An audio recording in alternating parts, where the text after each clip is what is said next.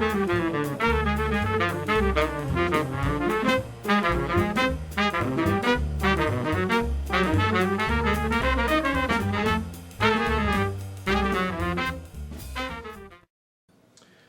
and welcome once again to the Jazz Musician's Voice. My name is Jonah Jonathan, and thanks for tuning in. Today I have the rare opportunity to share with you an interview I conducted with jazz legend, bass legend Ron Carter. Ron has been on well over 2,500 recordings, and that makes him one of the most recorded bassists in all history. From Chico Hamilton to Eric Dolphy, Randy Weston, McCoy Tyner, Wayne Shorter, Herbie Hancock, Miles Davis, Antonio Carlos Jobim, Aretha Franklin, James Brown, MC Solar, Tribe Called Quest, Jim Hall, Mulgrew Miller, Russell Malone, and many others, Harold Mayburn. You can say that Ron is truly a well-rounded and versed bass player in all sorts of genres, and really someone who has a knowledge of upright and electric bass. Ron is an excellent teacher and has many students that are close and dear to him, including myself, and I'm really fortunate to have been able to study with him, and he was nice enough to invite me into his home for us to conduct this interview up on the Upper West Side. It's a beautiful apartment. And Ron sat down, and his words are like gold. I mean, you can't go wrong checking out this interview and hearing some words from a true master, one of the remaining masters in jazz. And Ron was great in that he answered all the questions that I asked him, and to the best of his ability. And I hope you guys will be able to learn something from watching this interview. So this interview is a little bit of under an hour long, and it is really in depth. Please watch the whole thing. Once you have some time, or if you got a chance, you can tune into little small parts and come back and watch it. We also have other interviews on this channel with other great artists. Please check those out, and stay tuned for future interviews from musicians such as David Gilmour, Kevin Norton, and Gary Smallin, and Benito Gonzalez.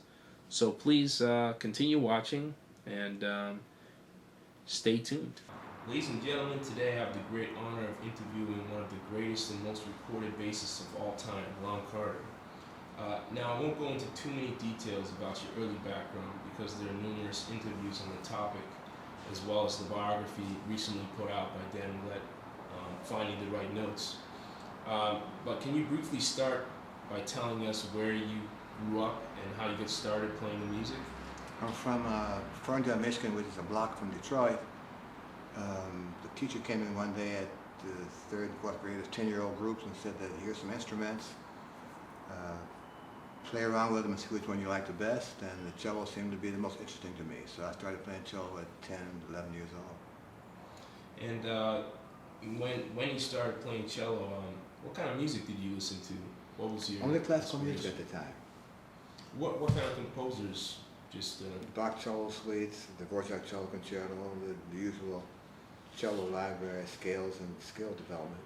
Yeah, interesting.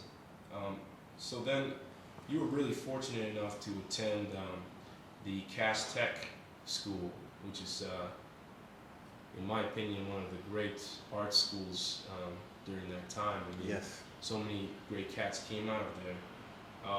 Can you tell us a little bit about the program there and your time there? Well, it's like a junior college, actually, for 10, 11, and 12 graders. We had our own interest. If you were interested in repairing cars, they had an auto mechanics part. If you were interested in fashion design and sewing skills, they had a fashion department. If you're interested in architecture, they had an architecture department. And of course, if you're interested in music, they had a great music department. You had to audition to get in and pass exams to get in, and you had to maintain a certain grade level to stay there. And, you guys, I remember reading that you were in like the chorus there, and you had to play a second instrument. We did everything. We had to be in the bands. I played E-flat alto clarinet in the band, and the marching band I played tenor saxophone, and of course everybody tried to sing in the choir, so we'd sing the choir. So we had a full, complete music program. They had dance, they had theater, had mixed sets for the back of the little stage production, so it was a complete music program. Wow, I mean, I guess At that 11th must have grade helped we're you doing later that. on, right? That, Well, it helped in that I saw how it worked, but I didn't necessarily need that to do what I was doing, you know. and were there any particular cats while you were at school that you collaborated with? Well, at Cass, I was primarily a classical player, so I had very little interaction with the jazz community. So I didn't know any of those guys while I was going to school there. And I mean, you decided, I knew of them, but I never had but any. you never interacted with No. them. You decided to play bass though when the bass chair became available. I Yes. think it was Paul Chambers who left, right? Was that? He went to New York to join, I think, J&K, J.J. Johnson and Kay Wine. They had a great quintet, two-trombone quintet, and Paul went to join them. Yeah. So then you decided to start playing bass because There's a bass chair there's more open. opportunities. Yeah. And did you know Paul at all at Cass Tech? Did he? I knew him to speak to him, but again, you know, that wasn't my circle of friends, you Yeah, know, and so we would speak, and his dad and my dad drove on the same bus line in Detroit, so I didn't know him through our relationship, but I was into a different kind of routine, you know. Yeah. Well, fast forwarding to Eastman School of Music, Mhm. you went to Eastman. You were the first chair double bassist in the orchestra. Yes, it was called the Eastman Philharmonia, which was assembled the fall of 1958, of all the best students in the school, and I was the first chair in it. Well, that's great. That's no easy task. No. And you also made some jazz gigs at the same time, right, around Well, Rochester? I was trying to stay in school, you know, and being from a large family, wasn't out of help available financially. I got a full scholarship, but they only covered a certain part of the school bill, as you know. So I got hooked up with the local rhythm section, and we were the backup rhythm section for acts who come to Rochester at a place called the Ridgecrest Inn. And so I got a chance to play with Slim Gaillard and Sonny Stitt and people like that. I got a chance to hear Dizzy Gillespie every night, or Amazing, yeah. Carmen McRae, or Horace Silver. So I got a chance to meet the community by way of working with them opposite them on weekends. Was there any particular moment that you remember really getting started with jazz? Somebody like showing you a thing or two, or did you just really jump into it? Well, I did that kind start? of jumped into one of my neighbors was an alto player who liked Paul Desmond and Dave Brubeck. And back in those days, all the frat houses had jazz bands playing on the weekends. And I guess one week when I was home for summer vacation, his bass player was unavailable, so he said, "Can you do this gig?" I said, "Well, I don't know the tunes, man." He said, "Well, here's the record, and listen to these tunes. We'll just play these 6 tunes tonight." So that's how I got started. Wow, that's great.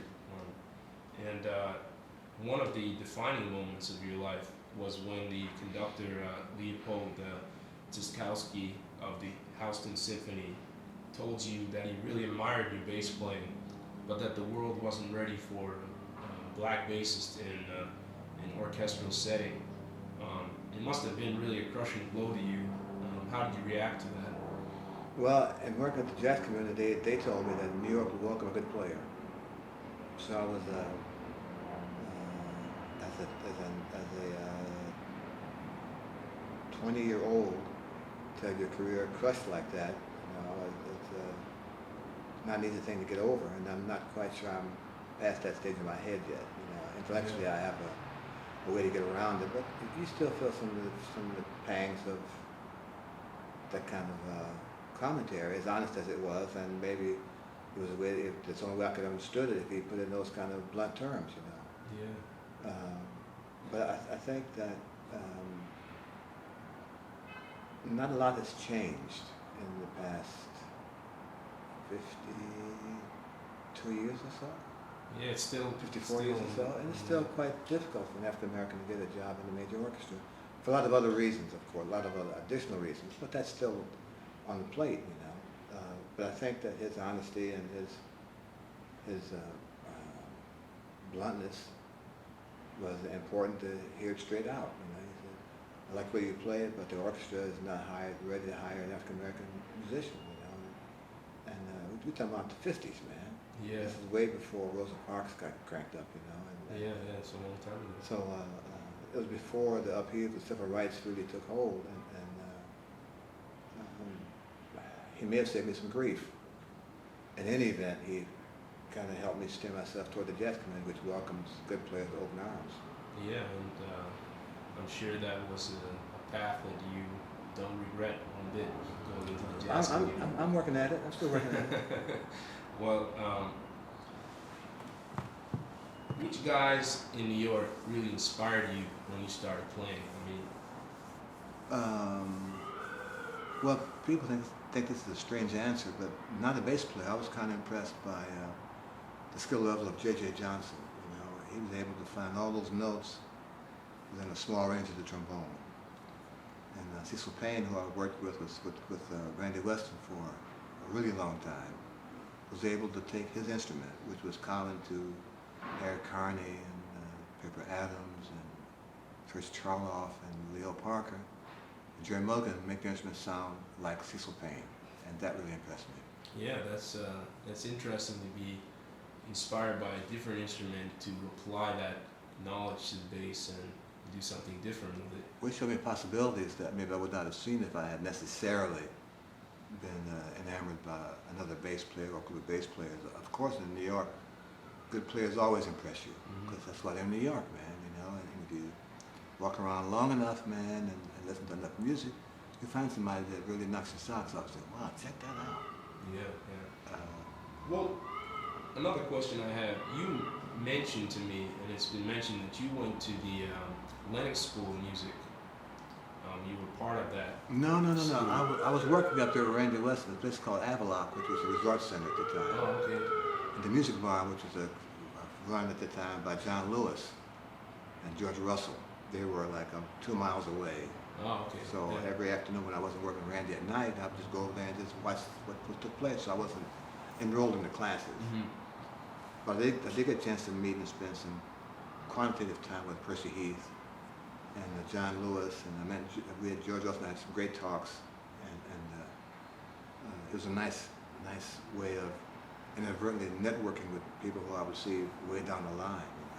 You know? Yeah, I've heard from many people, amongst others, Larry Ridley, about that impact that the school had on a lot of cats. Oh yeah, it's important. Yeah, and so, moving backward, you came to New York in 1959.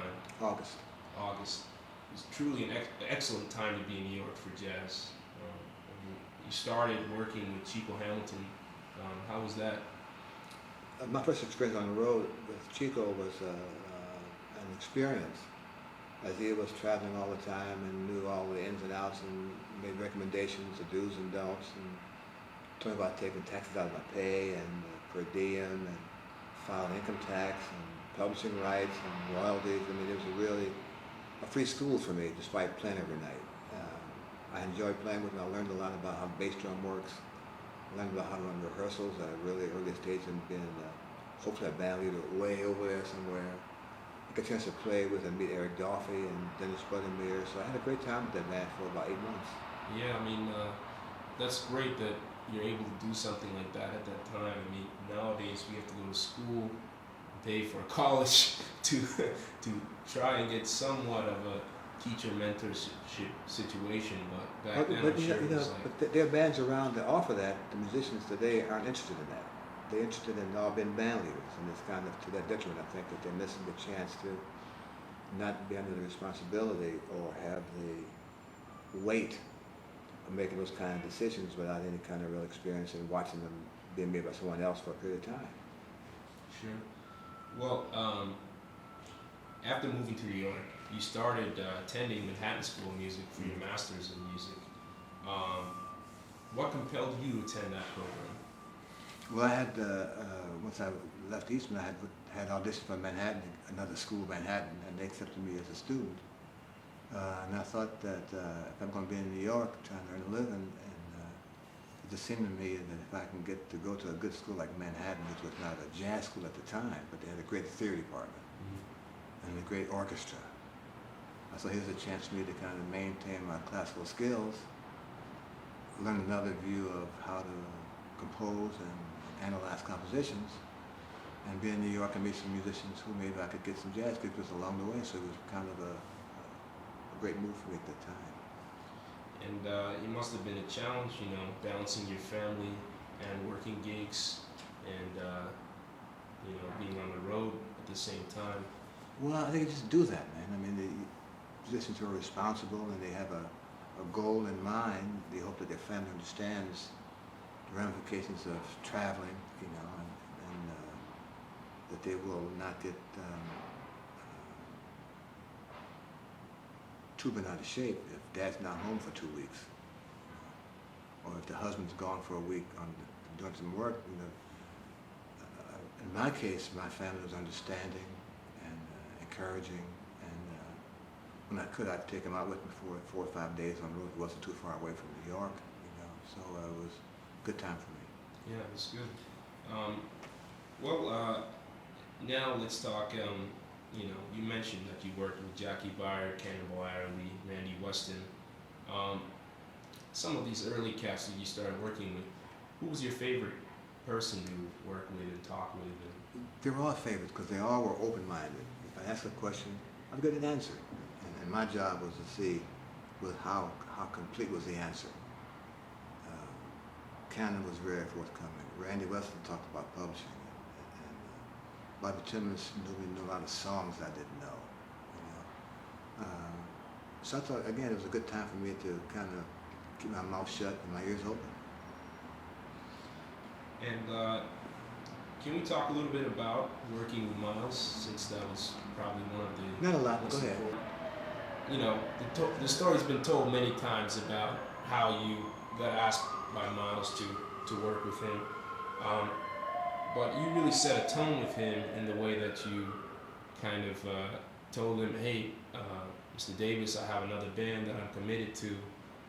You need to speak with that band leader before you get on, with me, with hiring me, which really set a tone with him. When you worked with him, what was your favorite time to be working? Because there was a few different combinations before the legendary quintet came together. Seven Steps to Heaven was a different band. Well, yeah, I think I never answered that question as you pose it, because the answer implies that the other bands were less interesting and less important, and I had less fun with them, and none of that's true. I had fun with all those guys.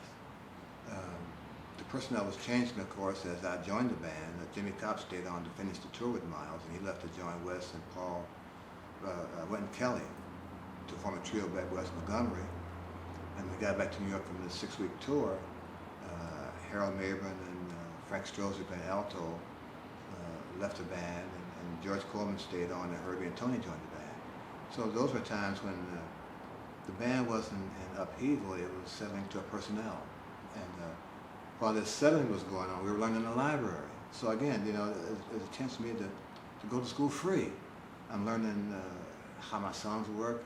Herbie knew all these chords I didn't understand, and didn't have a way to manipulate on the bass. George had great skill and knew all the tunes and all the keys. Tony was just beginning to really be impressive. So I was at a good time in my life again. Yeah, and you guys, there's the great story of you guys, your first meeting in the basement of Miles's apartment, just a few blocks from here. Mm-hmm. And he just left you guys there and went up and was listening to you guys on the intercom. How was that day for you? You were kind of took the leadership role, right? In that, when it was it was kind of first chance meeting, right? It was kind of I hate to say it's thrust on me, because it's not really what I mean. But clearly Miles had a little more confidence that I could do certain things that the other guys weren't able to do as easily, either because they didn't experience or just weren't interested in doing it, Because I was kind of put in this role, I had a different point of view. The band had a different point of view of me, not just as a bass player in the band, but the guy who knows the hotel reservations, he knows how to check the airline schedule, stuff, the payroll, those kind of stuff that, again, they either weren't interested in or were much more occupied playing the music and had other things to do at that time in their life, you know. Tony was looking for an apartment, you know, Herbie was about to get married, so there was a whole lot of stuff going on in their lives other than the Miles Davis band. And at the time it seemed I was the most focused and the less fragmented than those guys were. They kind of trusted my judgment. If I said that, guys, we got to do this, no one said, well, man, who are you? Or why are we doing this? They just trusted that I had done enough research or was experienced enough to know that this has to be done this way. Can we get on with the program? You know? Yeah. Well, what kind of stuff were you thinking about while playing bass with this group? I mean, you were truly innovative on the bass and created a whole new path in modern bass playing. What kind of things were you thinking about with regards to your bass and music? Well, you know, I think, Mr. Jonathan, that while you're playing in the moment, that there are not a lot of thoughts going on, you know, and I think it's hard for me to look back 50 years and say, at this time I was thinking about this chord and this tune. I just can't do that. Yeah, sure. But I think overall my view as we were playing was that how can we make this work? How can I help this experiment maintain the integrity of the music? You know? And I think we all had that focus. But I think as a bass player, you're more on the role to put it in play all the time. You know,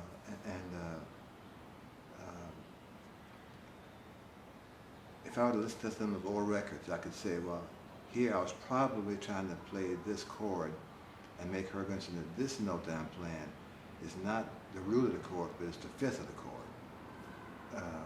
And Herbie, as sharp as he was, as sharp as he is, he would understand that, oh, this is not a C chord, this is an F with C in the bass.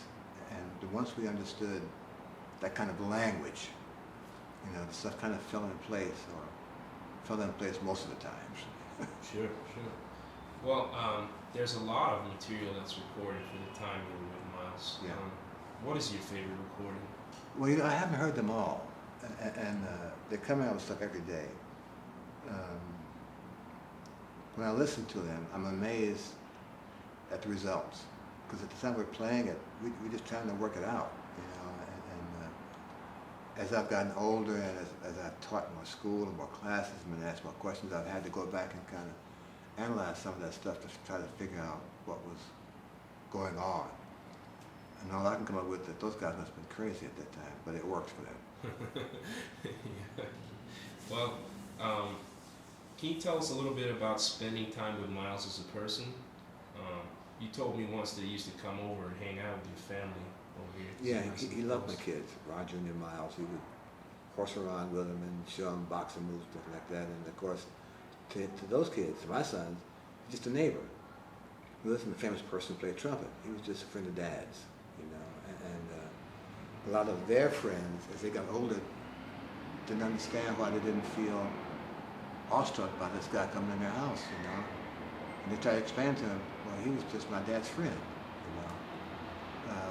We would talk, Miles and I, about politics. He was very into the Harlem, the African-American political scene at that time. He was aware of the stock market, so we would talk about the stock market. Or he liked to go to the golf course. Well, that didn't interest me at all, but we'd go to the driving range and eat golf balls all day, you know. He was a good swimmer.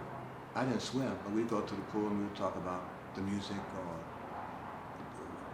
he loved boxing. And because he knew some boxers, I would meet them as well. We would just talk about the sport. So it was a kind of a nice arrangement of conversation that covered everything, not specifically music. I know you don't have all the time in the world to talk to us about record dates. It's been stated that you've been on well over 3,000 recordings. That's a little high. It's probably 2,000. Okay. Can you tell us, out of these recordings that you've done, a few of your favorites and some of the favorite musicians that you enjoyed working with? Well, that's the same kind of question I'm trying to dodge. And again, if I list 4 or 5 records that are my favorites, and about 8 or 9 musicians who are my favorites to record with. That means that all those other guys, I'm thinking they will feel that I think they're less important to me and to the music I'm trying to play, or that they're not as helpful in my career, or that they're not important people in my life. And they are all those things. They've always helped me get better. They've always helped me maintain the standard. They've always recognized my standard. They've always been available to help me out if I want to know how a chord worked. Or they'd always ask me to bring a song to the recording session, or look to me when stuff got jammed up. Well, what do you think, man? You know, so they're all a part of that process. And to limit the picture to 4 or 5 pixels, it doesn't do the picture any justice. They're all my friends, and I look forward to seeing them all as soon as I can.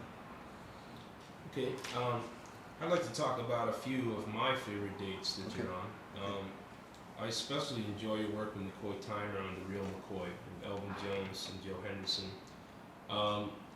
What was that record date like? What did McCoy tell you? How was that session? Can you remember that? Or? Well, you know, I've known McCoy a very long time, and he's become, again, one of my dear friends, as dear as the Elvins are. He just bought some, we had a rehearsal. The process at that time was to rehearse 2 days before the session, and then go out to Rudy's to make the recordings. We rehearsed like 2 to 6, so it's like Tuesday and Wednesday, and go to Rudy's on Thursday and record all day until we got the record done. You know? McCoy's a very, very good writer. And the people kind of let that go because he's trained and this piano influence, but he's a very, very good writer. And me being interested in composition is a chance for me to see how he puts stuff together. You know? Playing with Joe, who was also from Detroit, who I didn't know in Detroit. I haven't had a chance to listen to someone who was influenced by Sonny Rollins, but he's clearly Joe Henderson. So I got a chance to watch this maturation of his style. Not having played with Elvin, but hearing him on records, I was quite surprised that he didn't have, in the studio, he was experienced enough to know that you can't bash like you do at the nightclub. So another free lesson for me on how musicians put together their process in a limited space, recording studio with limited time. You know, that's some of my students. That's their favorite record, and I have to listen to it to find out exactly why. For them, it's okay. It's okay with me. Well, you made a lot of, if I will, bold bass lines on, especially on Passion Dance. I mean, the things you did on the bass I'd never heard before. I mean, well, I have to listen to it. I have to get back to you on the phone because I have the record. I have the LP actually, not a CD. And I'll tell you what I feel about it when I get a chance to listen to it next week. Another one of my favorite recordings that you're on is Wayne's session, Speak No Evil, which you mentioned he was on Christmas Eve. Yeah, yeah. The album has such a magical and mysterious tone. Did it feel that way in the studio, or did it just come out that way? Or? I think it just came out that way. Wayne is clearly an individual, and he brings such a dynamic, not just to his music, but when he's playing his music with other people, he's able to have them grasp his compositional emotion in a short space of time. In the studio, you don't have 25 takes. You got 3 chances to get it right in the next tune. You know. But again, we rehearsed before. We've got a sense of we hoped what I hoped he was looking for, and Wayne has a unique way of saying it's not quite right. You know, and once we understood his not quite right, we tried again and tried to find a different slant on what we hoped to be a much better picture of his music. You know, I miss playing with him because he's such a private player. And by that I mean he plays such private thoughts out loud. It's always been my position to play with him to see if I could not so much respond to his thoughts, but get to where he's going to be when he ends his thought, so I can kind of continue his sentence. You special man, special player, special composer. Yeah.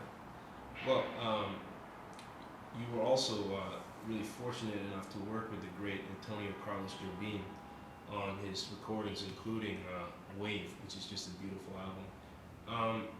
How did your working with him come about? And did you enjoy those sessions? Well, he was with Verb, I think, at the time, and Creed Taylor was the A&R man for the dates. When I met Carlos, I had never played Brazilian music before I met him, and I spoke no Portuguese then at all. Fortunately, he speaks very good English. So I said, Carlos, what do you want me to do with this music? The drums sound different to me, the beat is different, the changes are kind of like bebop, but they got their own thing happening with them, What shall I do with this? I said, well, the reason you're here is because you do what you do. Whatever that is, just do it over here. And we've had a great time. Well,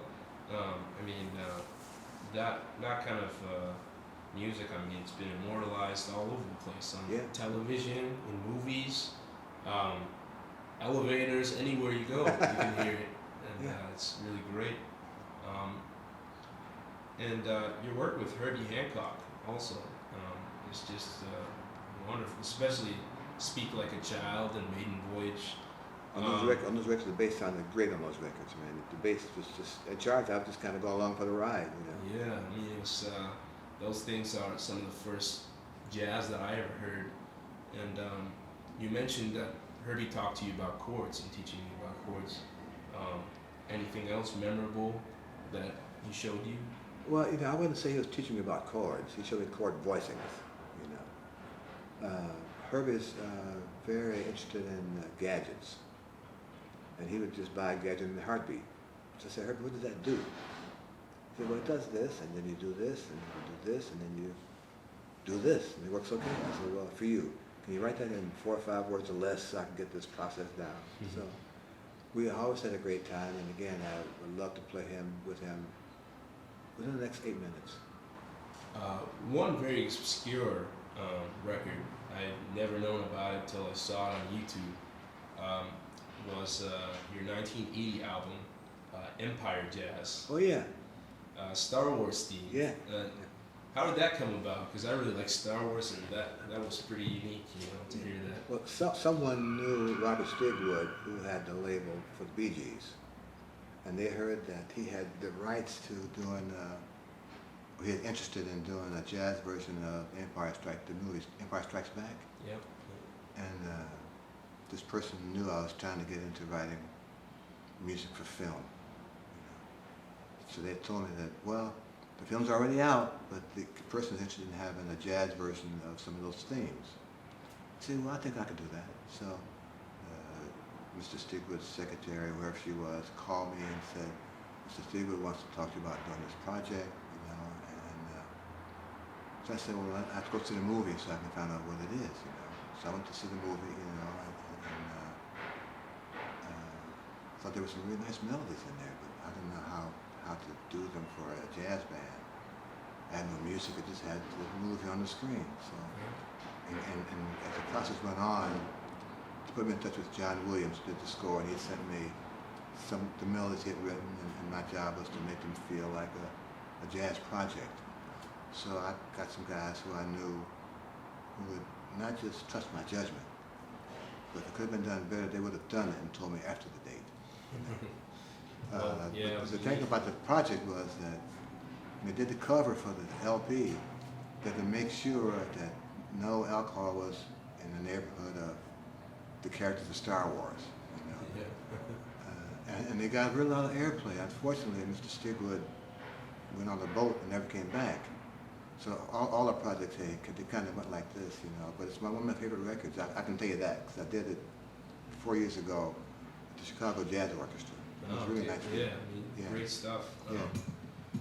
And for hip-hop aficionados, you were on 2 of the most influential hip-hop albums of all time, A Tribe Called Quest's Low End Theory, and inadvertently, that album actually inspired The Chronic by Dr. Dre, which you were, quote-unquote, illegally sampled from, right? You know to deal with that.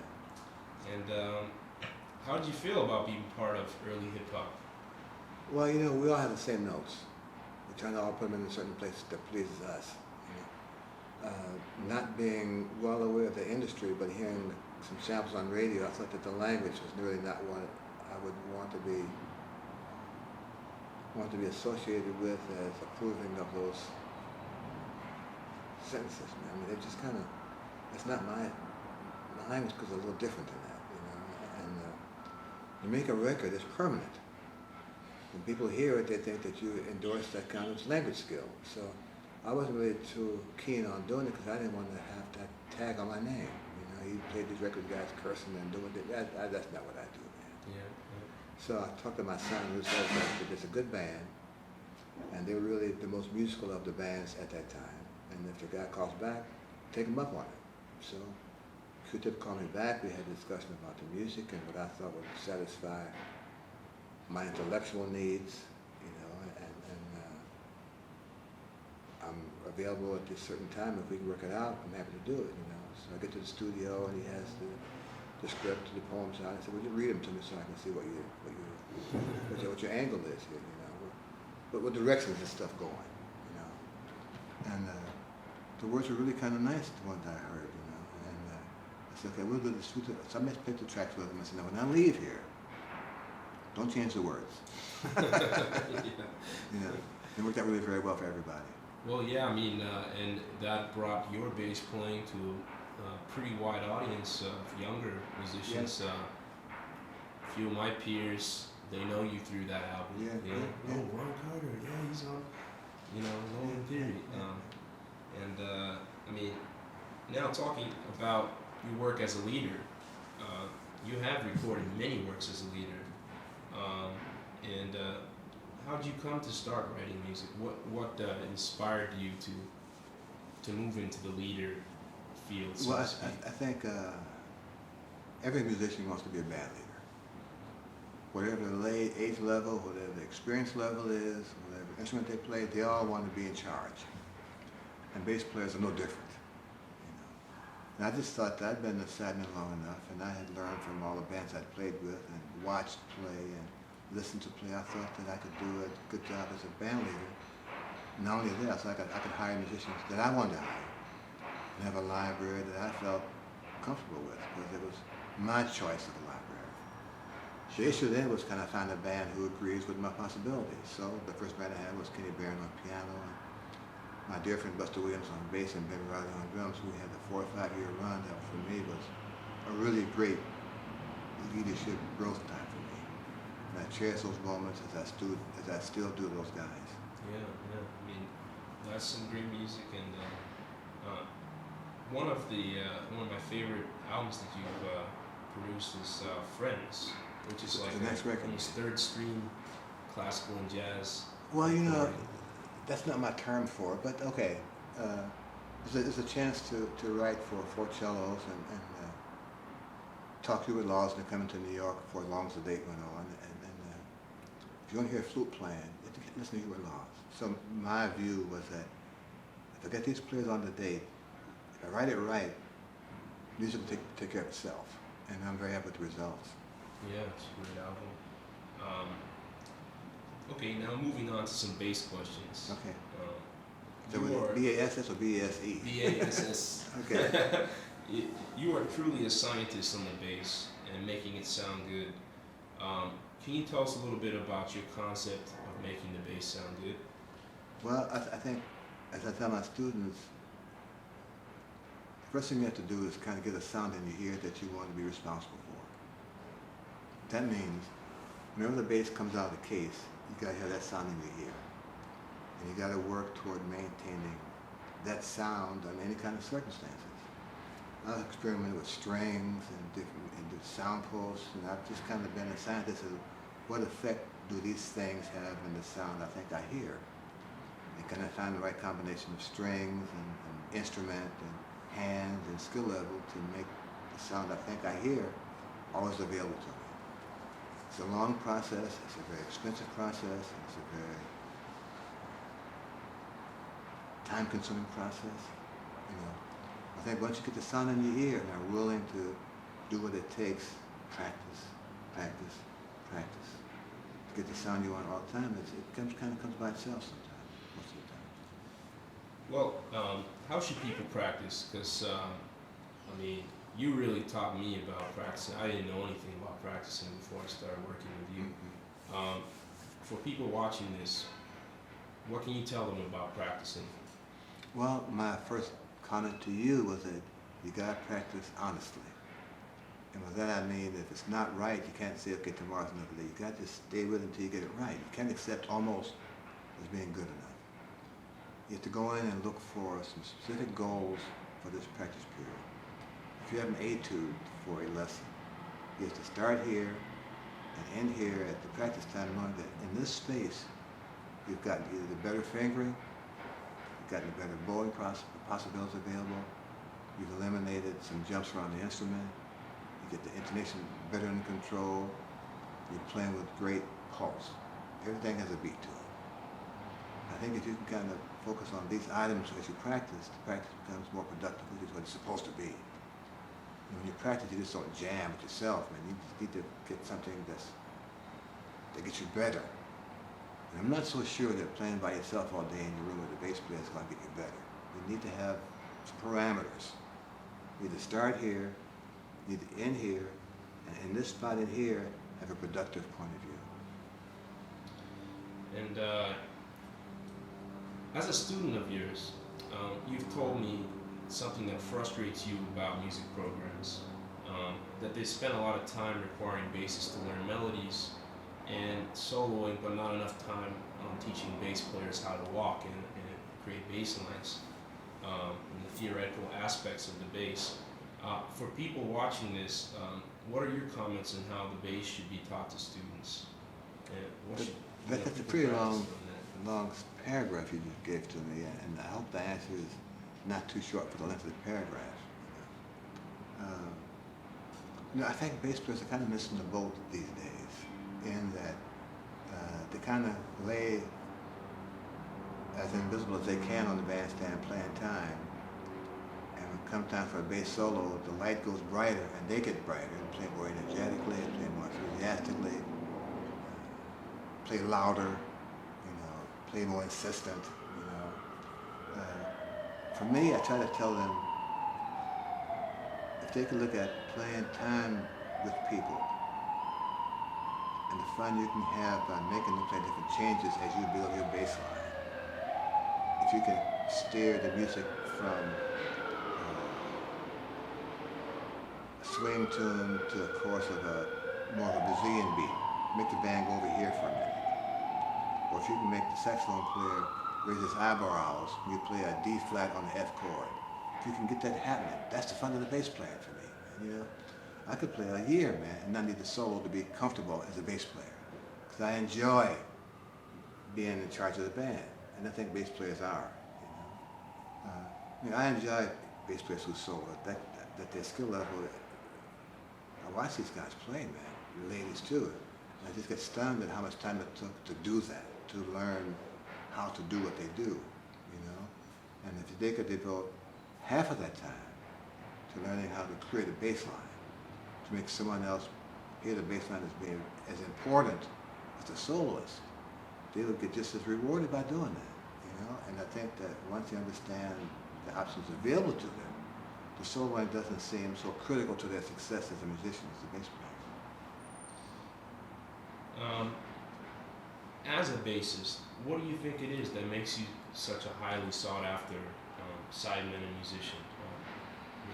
What is it that people want from Ron Carter? You have to ask those guys or gals. I can answer that, man. Okay, well, your concept of the beat and how it works with time is incredible, and it's been mentioned that part of it has to do with whether you're playing slightly ahead of the beat or in the middle of the beat or slightly behind the beat. Can you elaborate a little bit on this? Well, I think that I play on the beat. I mean, if the band leader, he or she, counts like this,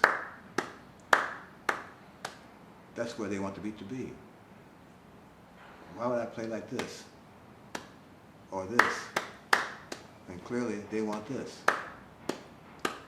Now my rhythms may seem to a listener or a person that I'm playing ahead of this beat. I may play my note here, but I'm still playing this beat. So I think I'm neither ahead of the beat or behind the beat player. I just try to play where the beat is and make my rhythms still fit in this circle of where the beat is really supposed to be. Well, as someone who's attended college for 50 years ago, I mean, a very long time ago, what has changed about music programs since your time in school? I know you've been the head of City College. And, well, I think schools are now having jazz programs. And one reason they may be having these programs is that it gets more students who would not be at that school anyway. You have classical schools, classical colleges, conservatories. And one of the reasons they may have added jazz programs to their list of subjects is to increase the size of their student body. I mean, you may have 8 or 9 guys out, musicians, who play saxophone and clarinet. But the orchestra only has 2 clarinet players, man. But the saxophone section has 5 saxophone players who play clarinet, who play oboe, who play flute, who double everything, man, you know? So I think one of the reasons you see these jazz programs at these classical conservatories, clearly it increases the student body. I think also students, they want to do that, man. They don't want to play in an orchestra. They don't want to play in a chamber group. They want to play the Stan Kenton band, the Thad Jones Mel Lewis band, or my band, you know? They want to find out what that's like to do that. And you just can't do that without having some kind of experience before you walk into those situations. So these schools kind of got it going for them all around the board. And then clearly, I think the enrollment with the jazz programs have gone up. And I think their attendance at the concerts has also increased because people want to hear that kind of stuff too. do you think that's a problem, that there are so many young people being pushed out onto the scene? Do you think that can eventually make it difficult for people to really, the more established musicians to really work if there's all these young musicians that are doing gigs for free? Well, the issue, as you bring up now, is more economical than musical. The problem is that if these young musicians continue to work at a much lower rate than they are worth, it's very difficult to raise your price once the word gets out that you will work for X number of dollars below the fee of someone else. Club owners understand, I think, business-wise, that while that's okay up to a point, to fill their rooms, they need a bigger name act. As far as the many players who are out there playing, it'll dawn on them at some point that they're outpriced, that they're underpricing their services. And to get to the bigger rooms, they won't have a chance because the guy knows how little they work for. The talent level is another issue. The young players maybe don't play good enough. That's not my decision, of course. But the fact is that everybody can't play good. Everybody can't be up here, man. There's always these intermediate levels, some of those musicians who were unable to make it to the big time, however they found to find that, they have been great teachers who are not quite able to make the big New York scene. There's wonderful jazz composers who never quite made the big New York scene. So those players who are unable to get to this level up here, if they have the tenacity to be a musician, they will find somewhere in the jazz community to function and earn a living and be community satisfied. Well, 2 more questions and that. Come to the end. What direction do you think jazz is headed in the future? I have no idea, but if you find the address, give it to me. Okay. One concept that you instilled in me is how you mentioned that every note counts. It appears to me that this is not only in music for you, in every aspect of your life, and it makes you very successful. where did this kind of ethic and philosophy of yours come from? That's kind of a really a difficult question to answer because again, all these bands I play with and all the responsibility I had in these bands, they just kind of mount up after a while. And you see a path and say, okay, I'm going to go this way. My family, my dad was a person who insisted on things being right and not taking almost as being good enough. You know? And the more I played, the more I came to realize that all notes aren't equal. There's some that are better than others. And my job has been to try to find those better notes to see if I can make them work in the context of the group I'm playing with. Okay, well, thank you, Mr. Carter. Just one last question because I had. Oh, no. Okay. Okay. I had a couple of people emailed me, wanted to ask you questions. Okay. So I'll take two of them.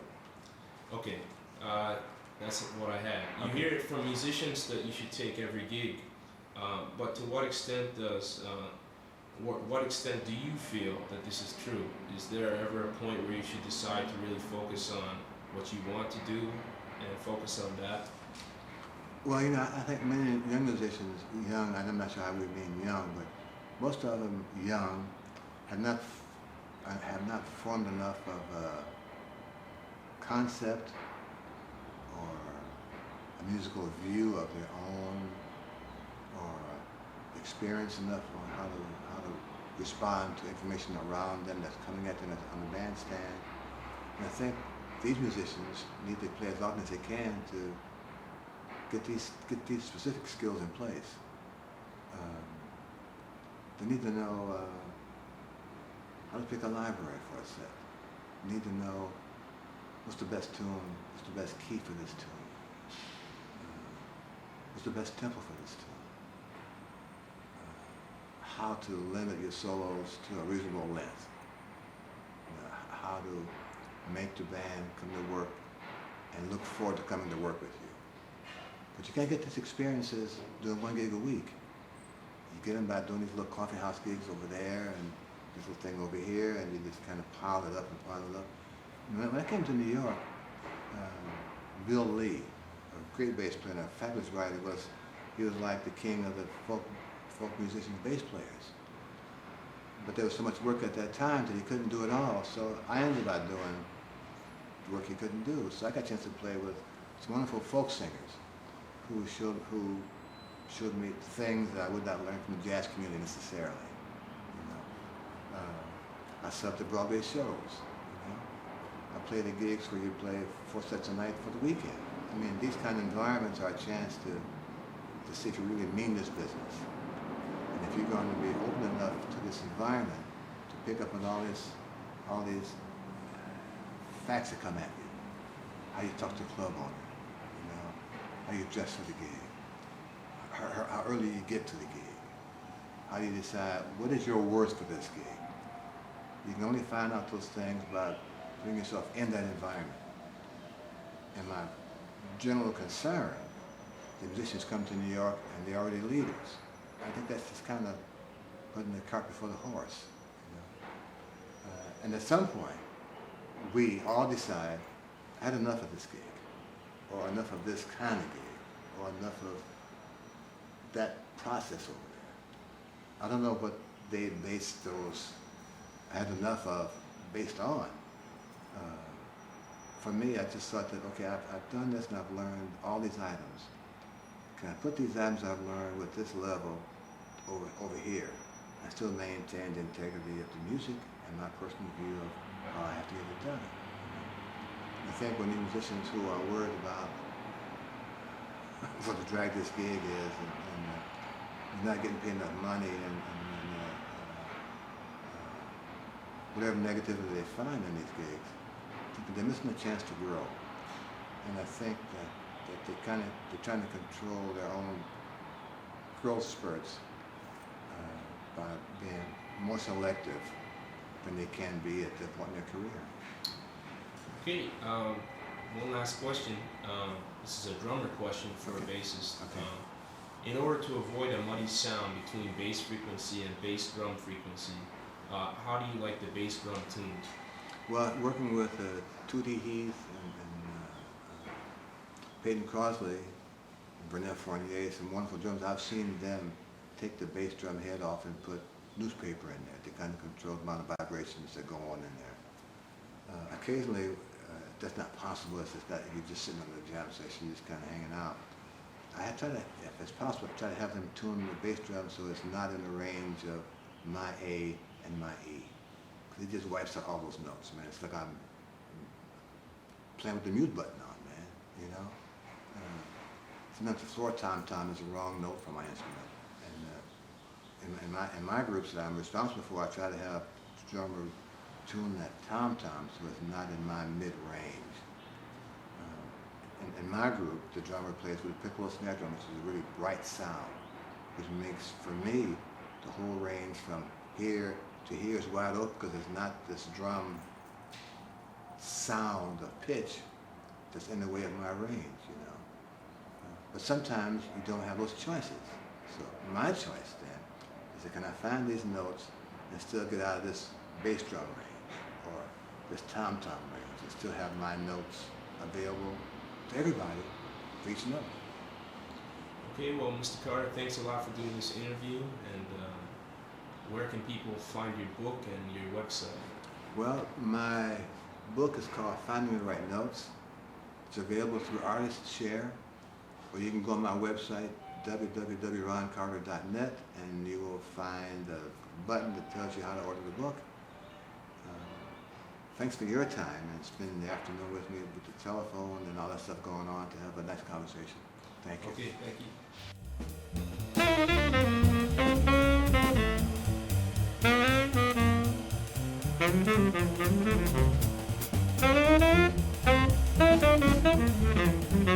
you.